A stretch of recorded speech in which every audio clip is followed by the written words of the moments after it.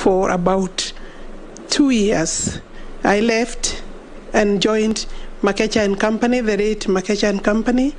From there, Mr. Chairman, I set up AM Mahome and Company Advocates. After finishing, I think I did work for until 2014, when I was joined by my daughter, who is a lawyer, as a partner. And I believe she's in this room, so that we formed Mahome and Akendi, where if I am approved by this committee, I'll be resigning. I have held my practicing certificate from 1985 to date. It's still valid for practice, but I'm aware, acutely aware, that if I'm approved, I will not be able to practice. It is I would like to say something about my young age. I have worked like any other village girl. I have milked. I know how to milk. I know how to cut grass. I have cooked for my brothers, as was expected, even though some of them were older than me. I didn't understand why, but I know I did those jobs. I have followed my mother to the garden, to the shamba, up and down, and she was one of my driving forces or factors, because she was a hard worker. My father was a polygamous man. We are 48 siblings in my home, and very hard-working man.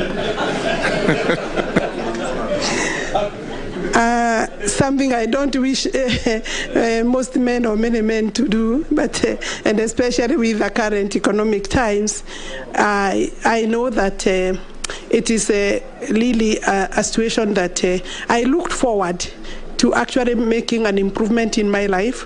In terms of my upbringing, I could say within the village, I was one of the few privileged girls, because my mother was very keen to ensure that I go to school. My father educated all of us through his coffee farm, about 9 acres of coffee. I was determined from that age to make a difference as a girl. I looked forward to leaving the village and joining other working people.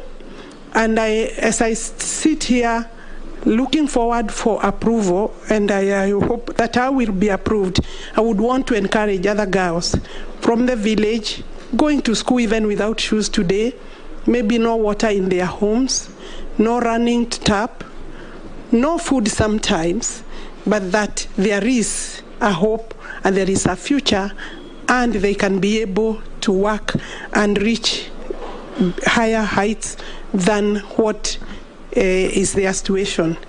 I think, Chairman, I'm saying that I would also want to let women know that there are many opportunities. If women understood, despite the barriers, patriarchal barriers, cultural barriers, economic barriers, society barriers, that there is still a lot of opportunities unexploited, and I am looking forward to exploit the current opportunity if I am approved. Chairman, at this stage, allow me to say thank you to His Excellency the President for finding it fit. It's really one opportunity in a lifetime for a woman who has come from where I have come from. I say that because the vulnerabilities of a growing girl, the vulnerabilities are very huge. Escaping pregnancy at primary level, escaping pregnancy and other hazards that face even boys and girls, to reach this University of Nairobi at